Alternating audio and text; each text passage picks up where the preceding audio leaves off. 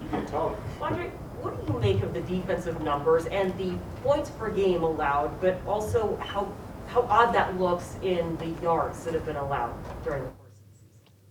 I mean, as long as they're not scoring touchdowns, I mean, I'm good. You know, I mean, you can get the yards and do your thing. You know, we got some stuff we still have to clean up to, you know, kind of take some of those yards away. But, I mean, you look at last week, I mean, there's a lot of garbage yards that those guys were able to get the last two series of the game where it really made it look like they were moving the ball a lot when they really wasn't. Besides, they really only moved the ball that first drive. So it's been a few games where it's been some things like that. But at the end of the day, you know, I think we're the fifth best in the NFL in scoring defense. We're top 10 in third down. We're top 10 in the red zone. So, I mean, the only thing we're not doing at a high level that we've done in the years past is get the ball. But, I mean, teams not scoring points, we're putting our offense in a great position. If those guys, you know, just continue to do what they're doing, we'll win more football games. And I think that's what's been happening the last 2 weeks.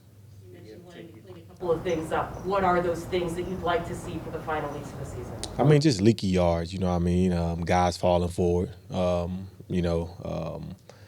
deals that's, you know, easily fixable and, you know, a couple bubble screens and just our fits on things like that. And just really, really small stuff that, you know, that we can fix. You know, a lot of the explosive plays that we were giving up early in the year, we've kind of knocked those down. So, you know, guys just doing their jobs. And, you know, if you have to do a certain thing on a certain play, you take that away. And that's kind of what it is. You mentioned taking the ball away. Did you take a pick from Ryan Neal, or did he take a pick from you? I mean, I didn't see him.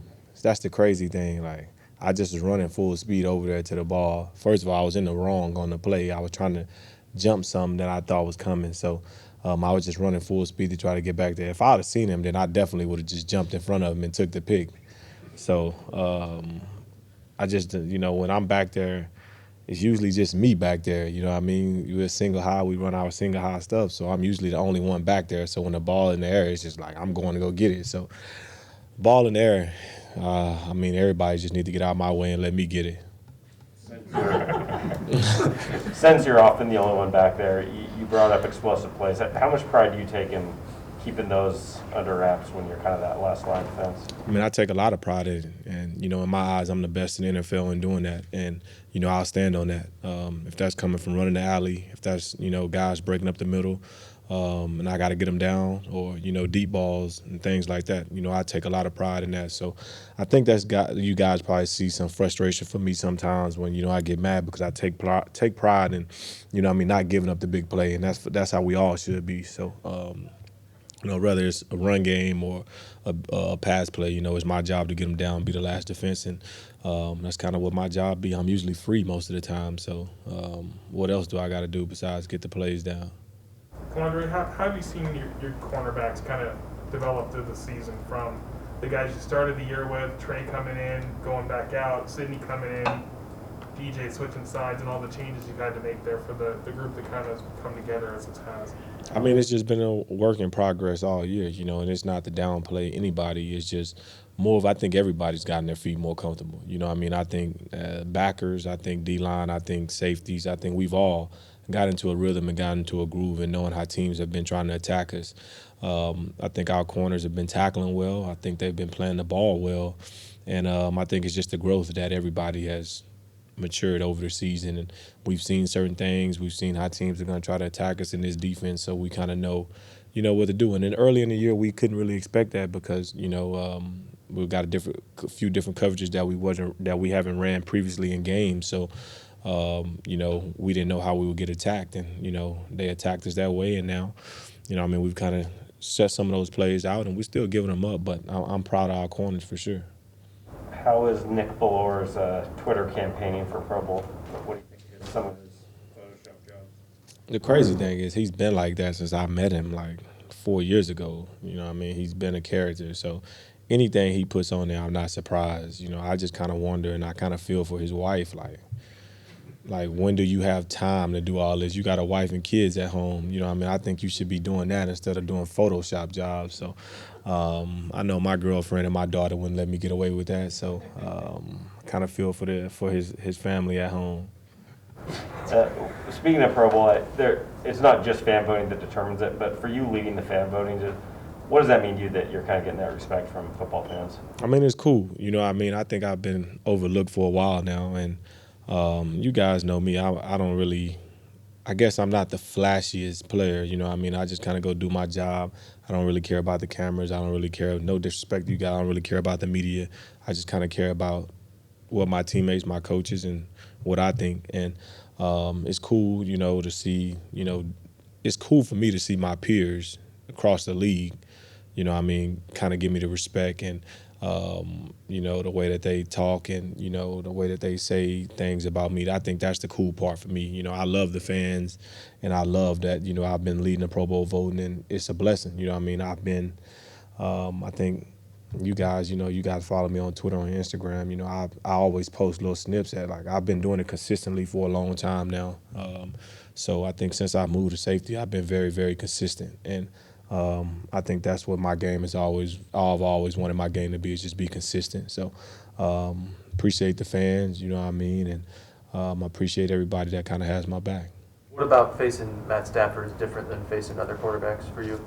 I mean, nothing's different. You know what I mean? That's my guy. You know what I mean? We have a great relationship, but it's nothing different. You know what I mean? I think he knows how competitive I am, and I know how competitive he is. You know what I mean? He's going to try to attack me, and I'm going to try to get him. That's just kind of what it is. But, you know, between the lines, we're competitors. We're going to talk to each other on the field, and we'll talk after the game. And, you know what I mean? I don't think it's any different. You know what I mean? It's a big game for them. It's a big game for us. So, big rivalry game. I mean, in terms of his playing style and ability, like what do you think he does best?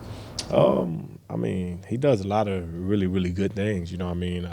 I know Staff. I know he wants to hit the deep ball. You know what I mean? I know that's kind of been his thing his whole career. And he can make any throw on the field. And a lot of quarterbacks can't do that. And he trusts himself. He's very confident in himself. And it'll be another good, fun matchup like it was, you know, when we played him early in the season. Along those lines, are there quarterbacks that you just, when you're back there, you need to think a little differently of, like, okay, if this guy's arm isn't strong, I don't need to be worried about that receiver running, whereas with a guy like Stafford, you need to be more aware of some of those throws that he can make? No question. No question. You know what I mean? You have certain quarterbacks where it's just like, you know, I can go jump this dig. He's not going to throw the post. But this week is, I got to be back on that post and make him throw the dig. So, you know, it is what it is, you know. That's part of the progression of my game and knowing what I can take and what I can't take. So I think that's pretty cool. How have you seen when you guys were 3-8, you know, a lot of people were kind of writing you off, and you got really rallied the last 2 weeks to kind of stay in the playoff hunt and all that. Was there, I guess, was anything been different about you guys the last couple of weeks in terms of how you approached everything? I mean, according to the outsiders, we were out of it 2 weeks ago, and, you know, it don't matter what we did the last 2 weeks, you know, we still 5-8. So for us, we just kind of lock in, do our thing, and really not worry about too much outside. You know, we worry about what we do, and we go to work. And, I mean, I think our culture is what it's always been and is going to always be that. So, you know, we're comfortable. We're comfortable with the uncomfortable, and right now we're in an uncomfortable situation, so we got to make it do. Practice against a quarterback who throws a nice deep ball. What's different about either their mentality, their approach, or the way they do that? Because it seems like you're getting a lot of those looks on a weekly basis. Yeah, no doubt. You know, I mean, Russ and Stafford, those guys both throw great deep balls. I think, you know, Stafford is more on a rope, and Russ has that moon ball where, you know what I mean, it's like no other. So it's kind of two different deep balls, and you know what I mean, they're both throwing that thing, balls. They're throwing that ball really, really good. So for me, it's just kind of knowing that Staff is going to be on the line and not as up as more. So it's going to get there a little faster. Has anybody ever surprised you with the arm talent? Maybe it was a little better than what was showing on film throughout your career, not just this year. I'm sure it's been a few guys. You know what I mean? It's probably been a few guys, but I usually have a good measure. You know what I mean? I know which guy, like Aaron Rodgers, I know he can throw the ball 80 yards on the rope. You know what I mean? So definitely not jumping anything against him. But it's been a couple quarterbacks where it's like, okay, you know, arm is a little different, you know, in the game. And you see on film, you can see, you know, because I like the night before the game, I like to watch the end zone copy so I can see, you know, guys set transfer, how the ball's traveling in the air. You know, will I be able to go run under something, or will I have to run and go hit a guy instead of so yeah, it's been a couple guys that surprised me, and you know, I've let a post ball get over my head early in the year because, you know, I was trying to make another play, but it is what it is. Sometimes it happens. Alwood should be a Pro Bowler. I mean, you guys see what he's doing every week. You know what I mean? I think it's hard because nose tackles never get love. You know what I mean? He's not going to have sack numbers and things like that. But I think it should be like on the ballot where you have a true nose on the Pro Bowl ballot. That's the guy's a true nose tackle, and he's killing. You know what I mean? Like no center wants to block him one-on-one.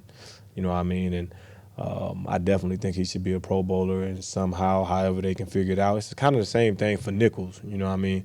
I was a former nickel, and I feel like nickels never got the love that they deserve because you had to put them on the ballot as a corner, which is not fair to those guys because you got guys like Kenny Moore at Indianapolis that's the best nickel in the NFL in my mind, and he's on the ballot as a corner, you know what I mean? But as a nickel, that's your own position, you know what I mean? You're not a corner, you know what I mean? So same thing with nose tackles. I think it should be a designation of how that should be, you know what I mean? It should be specific, and, you know what I mean? I think that's how they should do it.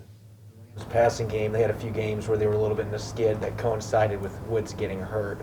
What have you seen from their passing game the past few weeks as far as how they're using Odell Beckham and how that may be changing how they're attacking defenses a little bit? I mean, first of all, losing Woody is huge, you know what I mean? First of all, he's a great person. He brings a lot of energy, and he's also, you know, one of their leaders over there. So that was a big loss. And, you know, what he brings on the field, he's a guy, he does a lot of dirty work. He blocks, you know what I mean? He catches the tough contested passes. He can run deep routes, you know what I mean? He can catch a screen and go. So, you know what I mean? Losing him was big, you know what I mean? And it sucks because he's a heck of a competitor, and I love playing against Woody. You know, but bringing O in, you know what I mean, you can tell that, you know, O has his juice, you know what I mean? He still has his juice. He's still doing things at a high level, and he plays different than Woody, though. So I think now they're having to try to figure out guys that could do some of the things that Woody was doing, and, you know, O is predominantly an X. He's an X receiver, so he's not doing, you know, really the jet sweeps like Woody. You know, he's not really sealing off the edges and, you know, taking the boots and stuff like that. So I think they're just in a way of trying to figure out who they can get to kind of replace some of the things that Woody was doing. Does Cup do a lot of that dirty work you were talking about? Yeah. Cup does it also. But what makes their offense dynamic with Woody is you have both of those guys that can do those things, and, you know, with the fly motions and, you know, going from 3x1 to 2x2 to back to 3x1. And, you know what I mean? So that's what gives them that confusion and things like that. But with McVay, they'll figure it out. You know what I mean? He's the offensive guru. He's a genius over there. And those guys are really good at what they do. Anything else? Thank you. Thank you. Thanks, Quandre.